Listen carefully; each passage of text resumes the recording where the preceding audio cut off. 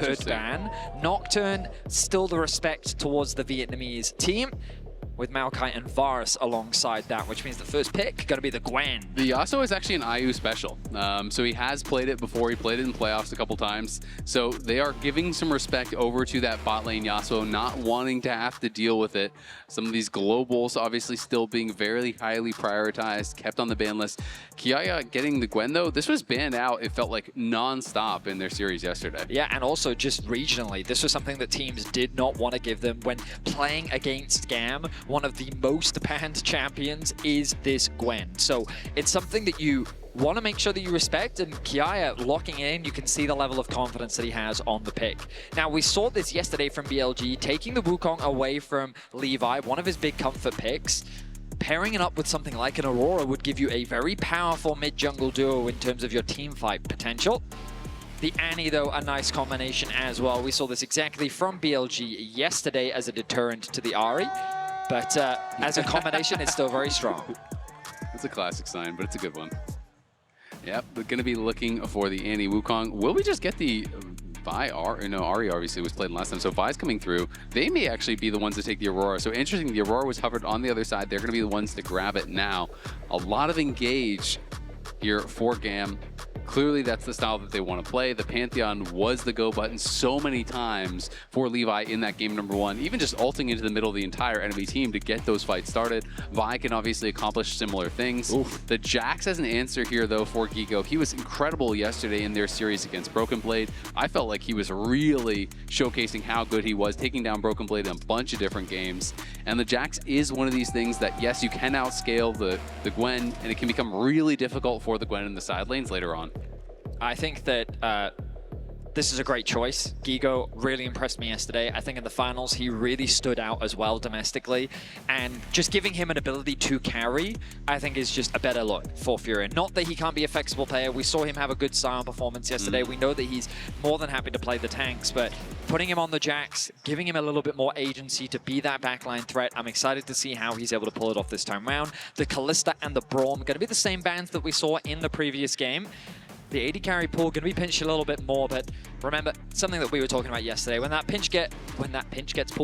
pool gets pinched, Ezreal, Kai'Sa, champions that still very safe, fit into pretty much any Jinx, draft. There's just so many. Yeah, exactly. Yeah. It feels like that it's, I mean, we've even seen the Ziggs. Yep. There's even possibility to think like Swain, Seraphine, depending on how creative you want to be. So I do not think that either of these teams are concerned about these bans coming through. Kalista, Renata, not something that FURIA want to have to deal with.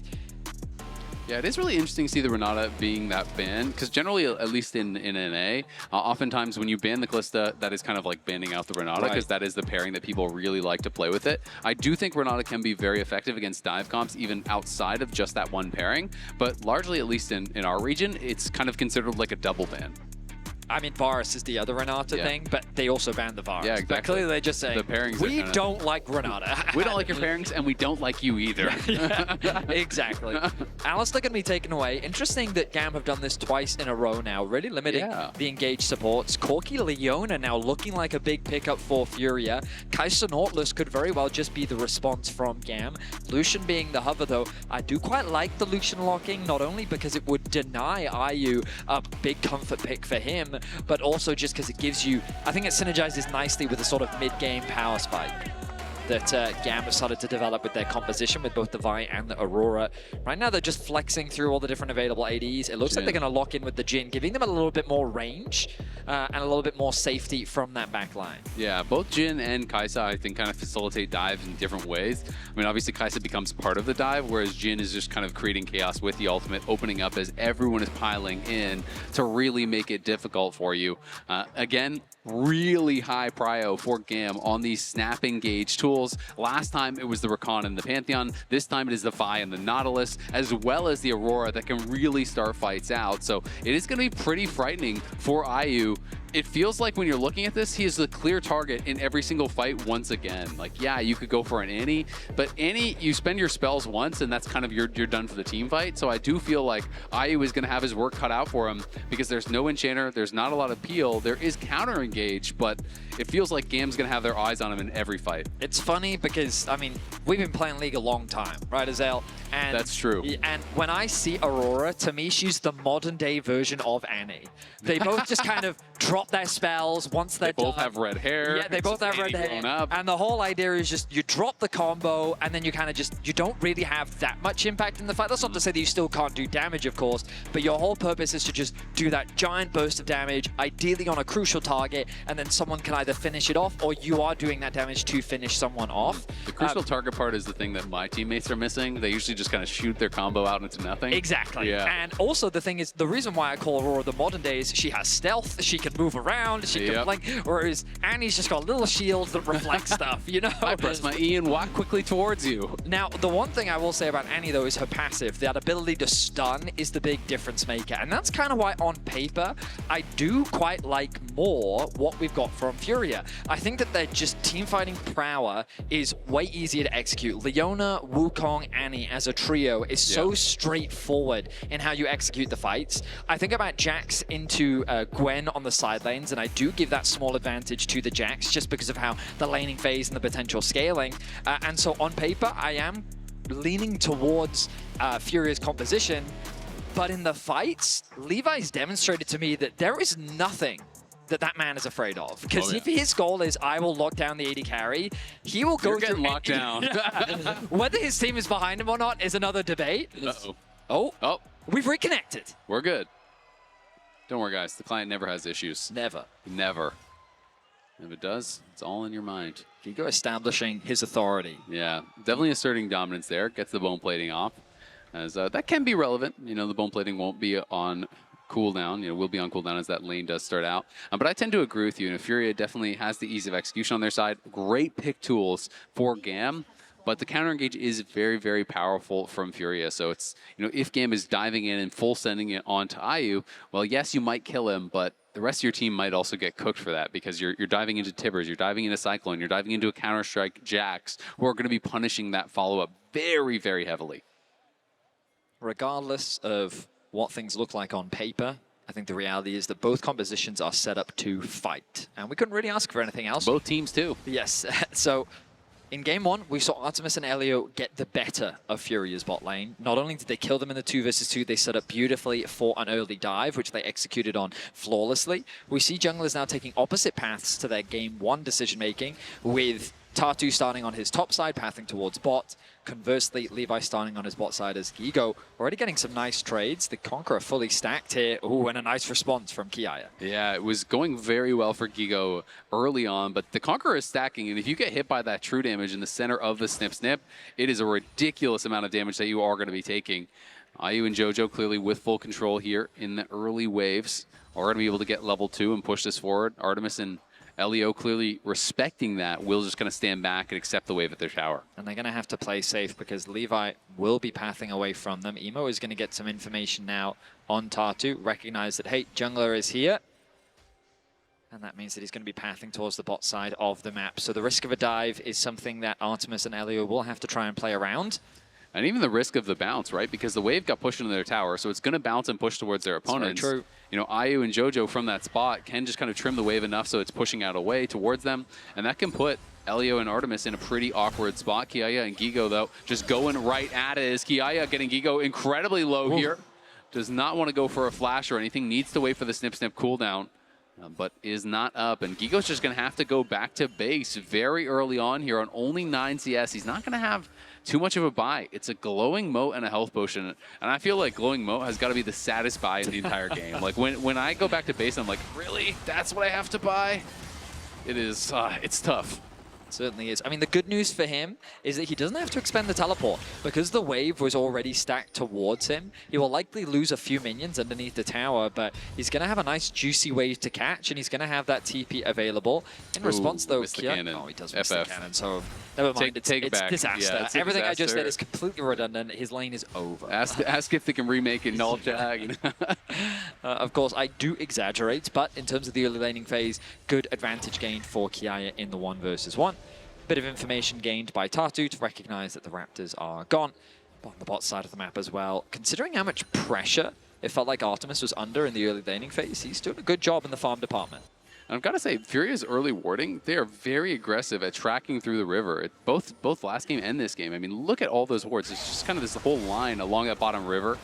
As Elio again, equal to the challenge there, just buffering his hook, and as soon as the Zenith Blade comes out, he throws out the hook, so it kind of interrupts the travel time there, procs his Aftershock, and that is a key part of this matchup.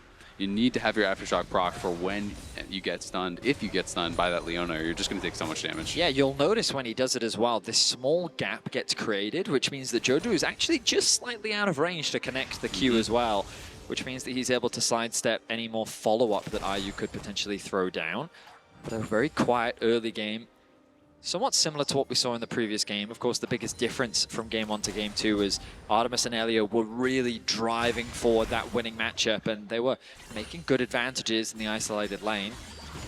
Meanwhile, the real advantage we see in this game is Kiaya building his lead even more now with a 10 CS lead. Of course, a few minions here for Guigo to catch, but considering how impactful we saw Guigo being yesterday, our expectations coming into today were that, well, we had high expectations of him today, quite bluntly, and Kiaya, I will say, I think has gotten the better of him so far in this series. Of course, we are only in Game 2, and there's still a lot of this game left to be played. Oh, Kiaya is posturing very aggressively here, as Guigo will just have to walk it out, but I agree, Kiaya had done really well, was excellent on the Rumble, and now on another one of the picks he is really well known for. Yes, I do think the Jax, it is a good matchup for him, and I do think he outscales, but not if you fall too far behind. And also, when you're taking in consideration the Conqueror over for Kiaya, that is going to scale a lot better than the Grass does in these 1v1s. But Tatu, early Dragon here, going to be grabbed up by Furia. Looks like Levi, of course, is on that top side, not going to be contesting this whatsoever.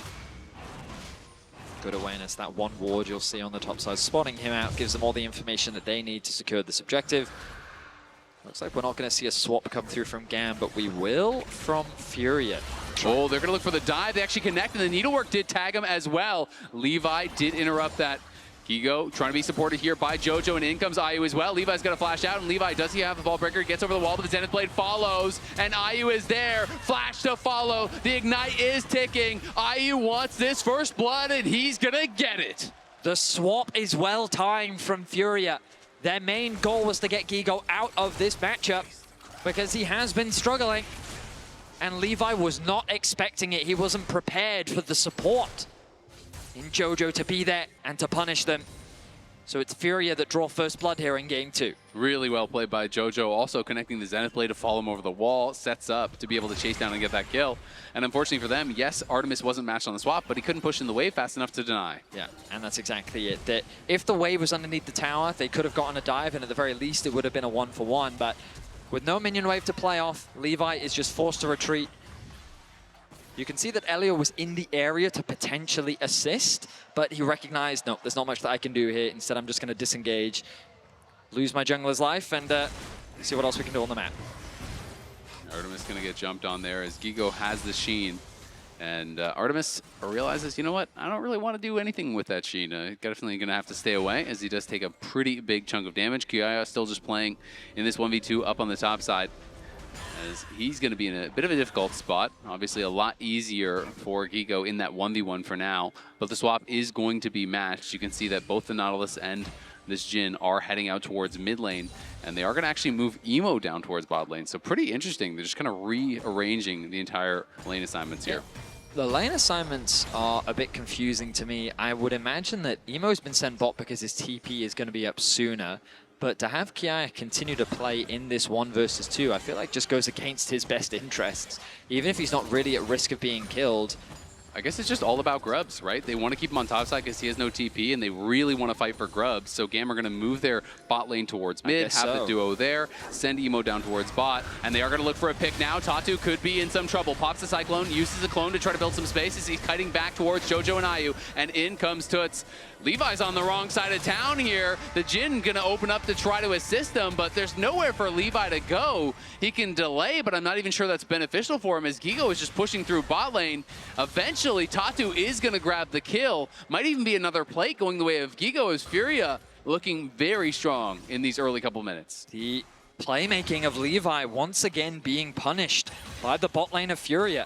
The decision-making, I have to imagine, is he believes that there's not really a way out for him because Tutsz is collapsing from the mid lane, and so he thinks that if he moves into the jungle, he can buy some time.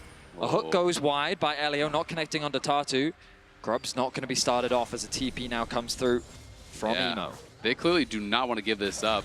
You know, Emo and Kiaya already on this. Levi's running out from base. FURIA are in the area, so we definitely could have a fight. Ayu, though, split quite a bit from the team. As you can see, Guigo had a great day one. The hook now from Elio coming in here onto JoJo. JoJo looking for the engage. The ultimate does not connect onto Emo. Levi dueling against Ayu on the top side, but he's losing out on that one.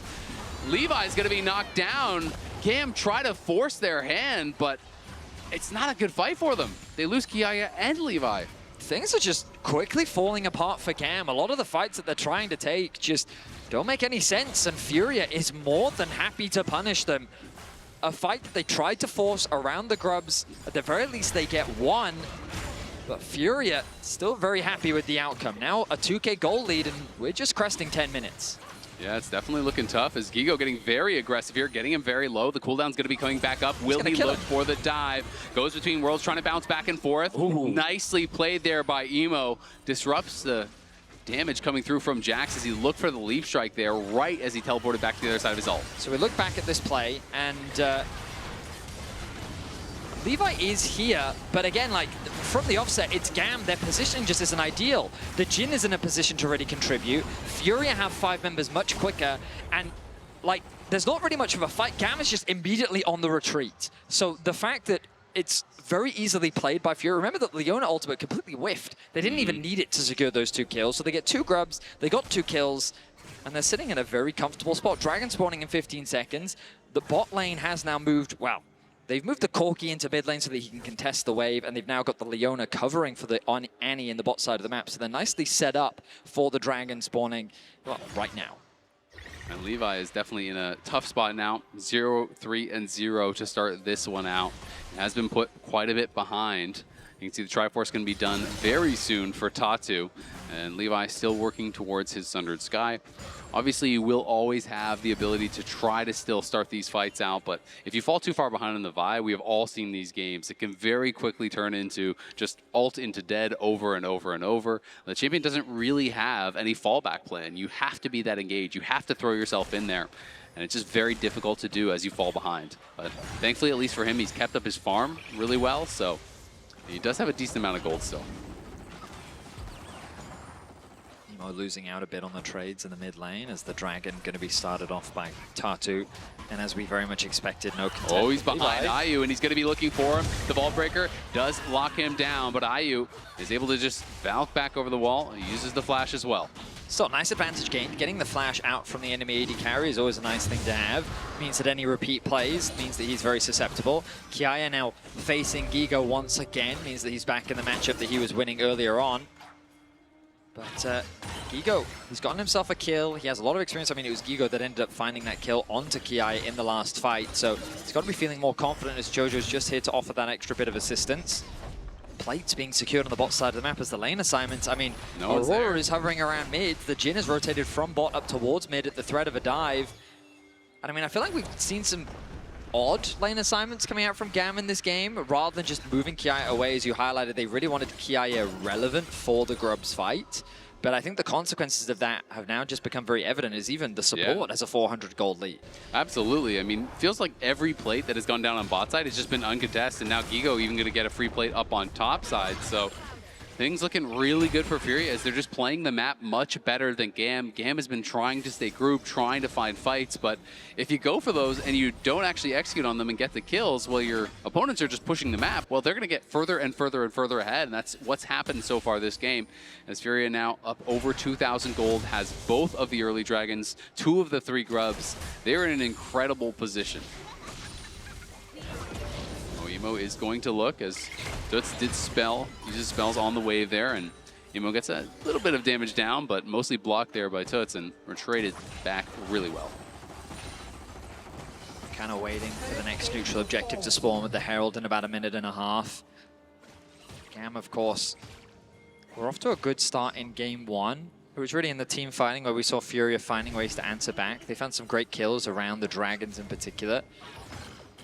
But right now it feels like that the main goal is to, well, now that the first items have been completed, I feel like both teams should think about how confident they are when it comes to the fight. The triple Trinity Force spike, I should say. As the Wukong, so it could be a step bonus or something? Yeah, I mean, you would think. What I can tell you is that when it comes to mid-game spikes, it's a nice one. Kiaya in some danger. Yeah, Kiaya in a lot of danger. JoJo going to flash forward, does lock him down. In comes the counter-strike as well. That's the 3rd stun in the row, and Kiaya's got nowhere to go. Emo does arrive, though. Going to try to turn things around. Levi trying to get in range. Not able to actually hit with that Jhin W to lock him down, and in comes the response teleport from Tutsz. So it's just going to be the lost teleport for that tower and the kill. And now Cyclone going to be popped there by Tatu as he's going in. It's him and Ayu against the world right now, but Elio is quite low. Artemis taking a lot of damage as he tries to retreat. JoJo looking, forces the flash out of Emo. Again, FURIA come out on top. I mean, FURIA just getting everything that they want. They pushed in the top wave. Oh, Tutsz now looking. Emo in some trouble. Tiver's going to be dropped. Does proc the electrocute. Won't have the damage to knock him down, but they are in full control, it feels like. They certainly are. They pushed in the top wave so that it started bouncing back, which means that Guigo, after pushing in that bot wave, can now actually path towards the top side of the map, catch that wave. They also, while it's not ideal that they committed the TP from Tutsz, they get the flash out from Emo, and they find themselves another kill. So tower secured, kill secured, 4K gold lead in their favor. This is a very one-sided game so far in game 2. It really is. It's going to be up to the engage tools that GAM have to try to find picks, to try to turn things around as they are looking at Guigo up on that top side, who now has a very big advantage. Going to pop a counter-strike, looking to walk back. Deadly Flourish does connect from Artemis. Is able to root him up, but not going to mean much of anything as Elio here looking, but it's JoJo that wants to start out the fight. Tatu and Ayu are here. Levi, though, coming on a flank. He's going to run into Tutsz. Tutsz is going to get the flash out of Levi. Levi flashes and just turns it into an engage onto Ayu, but Levi's getting locked down, and he is getting knocked down by Ayu. Another kill going to go their way as they kill off Elio. Artemis and Emo are on the run, and here comes Guigo. He wants it, and he's going to get it. He's on a killing spree now and trying to corral Emo under this tower. Will they push it in and even look for the dive? Guigo going back in as Emo's going to go between worlds, and Guigo may have bit off more than he could chew. It's a shutdown there for Emo as GAM finally gets something back. 4-4. Guigo's aggression gives one back, but it was still 4 kills in favor of FURIA. The fights are just so one-sided. It feels like that the front line of GAM is just too squishy. We'll see the collapse that comes through from GAM. Levi takes the long way around to create this flank. Ayu chipping away at the front line. Kiaya sets his sights onto Tatu. But when you see Ayu locked up, you think that it's bad, but he just Valkyries away. The LEona ultimate comes through. He tanks up a huge amount thanks to his W. And then it just becomes this chase down where FURIA picks apart the rest of GAM, and they walk away more than happy, winning a massive fight. And there's just no one in position to even follow up there. You know, Levi was trying to go for a sneaky flank, but then he ran into Annie, so he kind of had to really go early. He flashes, he gets the Q on Ayu, but he has no ult available. No one's in position to even hit him. He got not even 300 damage done in that fight, and now he's looking for Guigo, but Guigo is going to be in a great spot to even take this in a 1v2 because he has JoJo walking up behind him. GAM, again, just overloading one side of the map. This is all they have left, it feels like, at this point. Is just trying to force fights on one side where they have the extra man. But JoJo has been reading them, it feels like, this whole game. I completely agree. He's been playing an incredible game, involved in 8 of the 9 kills, always in the right place at the right time to shut down Levi's plays. I mean, you look at the bot side of the map as well. There is just a stacked wave pushing towards that tier 2 tower. You've got both Emo and Artemis hovering around mid. They're sharing farm and experience. And it's just an awkward position because no one's really being funneled that gold. And Levi looking, steals it away, gets the objective bounty. There was 3 members from FURIA on the top side. They didn't think GAM would look for the fight, and Levi now wants more. The hook is going to connect as well. Emo goes between worlds, and I think they're going to get Tatu. It's another shutdown, 722 gold going into the coffers there of Emo, as all of a sudden, a big surge in gold as they steal the dragon, get the objective bounty, and get another shutdown, but it is going to cost them the tier 2 top, as FURIA solo laners continue to get paid. GAM had no right stealing that dragon. They were completely on the opposite side of the map. They had no one on the bot wave.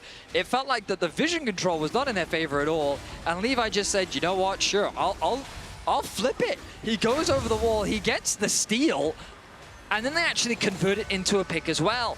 And I think this is a demonstration of FURIA just spreading their resources a little too thin. They had good control over the bot side of the map. They needed another member.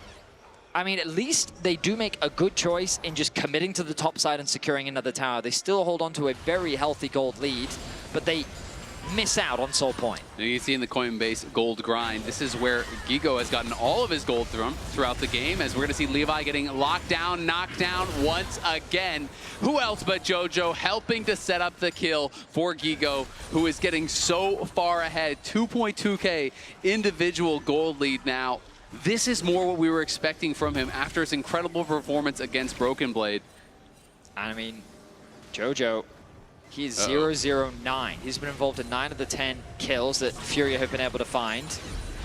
Herald's going to be dropped on the bot tier 2 tower. Oh, here comes the engage. The stun does land. Emo goes between worlds and does try to kite back. Elio trying to make something happen here as in comes Kiaya. Can Kiaya get to the back line? He's trying to knock down Tutsz. He's going to flash over the wall to follow. The needlework is connecting, but Tutsz is just not dying. He's low, but is he low enough? He's looking for it. Can't find the final one to take him down as Emo's going to get knocked down by Tatu. And Guigo in the side lane again, just shoving that wave, pushing it in, keeping that gold lead bigger and bigger and bigger. I mean, this is quickly turning into a stomp. 20 minutes in, a 7.3k gold lead in favor of FURIA. It feels like that they can do no wrong, as GAM desperately trying to get something back, just lack the damage, lack the resources needed to at the very least get a kill onto FURIA. 2-11 is the scoreline. 2.5 minutes until the next dragon spawns, but you can see that GAM's base is just in pieces. Yeah, it's just such an interesting juxtaposition to the last game, where last game was all about team fights, all about 5v5s, and that's really where everything was decided. This game, it's been about FURIA making smart map movements, punishing the plays that GAM are going for. JoJo roaming and anticipating the moves that Levi is going to make. Has been fantastic to see them play the map, and they're here onto the Otacon. This is a risky place to be, though. We have seen a lot of throws over by Otacon. GAM, I think, is aware of it, and they spot it out now with the blue trinket. Will they be able to find the approach? Tutsz going to get spotted on the side. JoJo going for the engage. He's just trying to lock down Levi and make sure that it's not a 50-50. It's going to be taken there by FURIA, but is there a fight to be had afterwards? JoJo just flashing out. Ayu getting aggressive, does step forward, takes a chunk of damage, but GAM can't make the fight continue. FURIA walk out, losing a flash, but gaining the Otacon. I think they made a wise choice. After JoJo had to flash away to safety, there was no need for FURIA to force the fight. They'd already secured the objective. If they tried to force it anymore, they would have just put themselves in an awkward position. So they don't take the gamble. They choose to retreat. But now a trap lies in wait. But who's it a trap for? Tutsz is here, but so is Elio. The entire FURIA squad pounces and bites him in half. Kiaya is down already, and Emo is coming in. But does he even want to be here? He's going to go between worlds. The Cyclone going to get popped there by Tatu. The focus is onto Guigo, but Guigo is healing. Guigo is standing. The locket comes in through to keep him alive as Ayu arrives as well, and he's back onto the back line with Artemis. Artemis going to get knocked down. FURIA crushing the fight. They can't even get Guigo. FURIA were so ready for that play coming out of GAM. It's an ace for FURIA. The collapse was quick. GAM responding to the ingression just ends up being disastrous. FURIA gets so much off the back of that play, so much gold injected. Tutsz starts off the play, but Guigo and Tatu are there to support. They get the quick pick. The teleport comes through from Emo, and he thinks that he can convert it into something because Levi is here as well, but they just don't quite have the damage. The target selection again. Once JoJo arrives to the party, Emo is forced out of the fight. He gets cleaned up. Levi on the back line. He is so far behind. He can't get the kill onto Guigo. And the happy faces of FURIA. mean that they get a one-sided ace. And they're looking to secure their third dragon of the game. Yeah, you gotta love it. He's dancing on him, man. And he said if he beat G2, he would dance on him. Well, maybe we're gonna see it here today. Definitely love the Brazilian players, all the emotion, the passion that they show for the game, how excited they get on stage, how much the players and the fans do pop off in these big moments. It makes it really fun to watch. Tatu, a player that always brings the energy, a young player that has been fighting to make a name for himself. Oh, and Artemis is going to mess around and find out. Artemis has to run for the hills already. Levi is here, though. Can they turn it around? Artemis has to cancel his ult because he's just dying to Tibbers. But inside the base, Kiaya is dead again. Guigo on the other side of the map making things happen. They do get the kill onto the Annie, but it's a continued dive. It's Emo trying to defend the base, and it's Emo dying. Both the solo laners from GAM are going to get knocked down as FURIA crack the base open. Only 24 minutes in. They're pushing in the waves. They're pushing up the mid lane. They want to look for a second inhib already. Tutsz bought so much time for FURIA to make this play, and in exchange, the base will go the way of FURIA. A second inhibitor is soon to fall.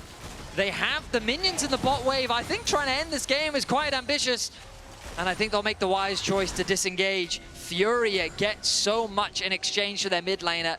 Now an 11k gold lead. FURIA is dominating game 2. They're just playing it out so well. They know all GAM can do is overload one side of the map, look for a pick. So FURIA are just constantly pushing up all of the waves. So if you go for a 3-man play topside, well, guess what? We are going to punish you on the bot side. They dive, they kill off the inhibitor tower, they kill off both of the soul laners, they take double inhib. It's just beautiful to see. We look back at the dive, and it's really been the story of this game. JoJo and Guigo have been working together so much to find these plays on the side lane, funnel Guigo all of these resources, and now he's just become this unstoppable duelist that seems to have no answer on the side of GAM. 2025 is the year of the JoJos, apparently. We got JoJo Pyun winning in EU. We got JoJo winning in LTA South. As Tatu will be spotted here, but Levi may not have a way out. Cyclone going to be popped immediately as Ayu, Guigo, everyone coming in here to try to knock down their jungler. They'll get the kill. Guigo goes onto a rampage, and GAM do not have great wave clear whatsoever. They get the kill on the jungler, pings immediately coming onto the Baron. FURIA can just walk over and likely grab this pretty easily. Yeah, there's no smite, which means that this is an uncontested Which means objective. that the mid laner is going to steal it, just like last game. Exactly. All right, pressure's on Emo. He's in the bot lane, so I think the likelihood of him stealing that to be a very long two-fold. Oh, it certainly is. Yeah. FURIA going to secure this objective, and then they can just turn their attention to top lane. They've just come off the back of a reset. I don't think they necessarily have to base right now if they don't want to. They can just keep up with the aggression. The TP should be available, but all right, they'll play it safe.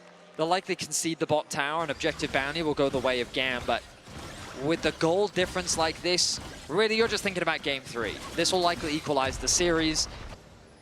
We turn from a best of 5 into a best of 3. Both sides have shown their strengths, their weaknesses. And it's going to be interesting because the pool will continue to be more limited. And GAM will have to find a way to bounce back in the rest of the series. Absolutely, and we've seen especially, well, really from both sides, but I think especially from GAM, the emphasis that they have on finding all of these hard engage tools, you know, ability to start the fight from multiple lanes, you know, constantly want to be able to have that aggression. And there's only so many champions, you know, at the top level that are really excelling at doing that. So it's going to be interesting to see where they go in this next game as FURIA now closing the trap here onto GAM, trying to look for those final moments of the fight. It's going to be Elio looking for the engage here onto Ayu, but Ayu is not bothered by it whatsoever. He just backs up, and now Tatu is going to try to go for an engage of his own, but he's tanking up the tower. Tatu pops the Cyclone, trying to make it happen here. Has to flash over the wall, goes between worlds, and is going to be able to get the kill as Emo secures him on the other side, but now Guigo has arrived, and he's big man on campus, going in, knocking down 1, knocking down 2, looking for more as GAM retreat to the fountain. FURIA will make no doubt about this one. Game 1 was back and forth. It was close, but game 2 was 22-4 for FURIA, and it was all FURIA. The thumbs up comes through from Tatu as it was a one-sided affair. They should feel good and confident after a game like that. Game 1 was a brawl, a back and forth battle that really went down to the wire.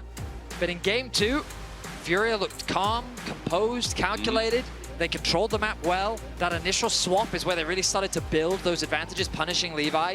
And it really felt like that in Game 1, Levi was left uncontrolled. His Pantheon was running rampant in the fights and on the side lanes. Game 2, that man was not allowed to play.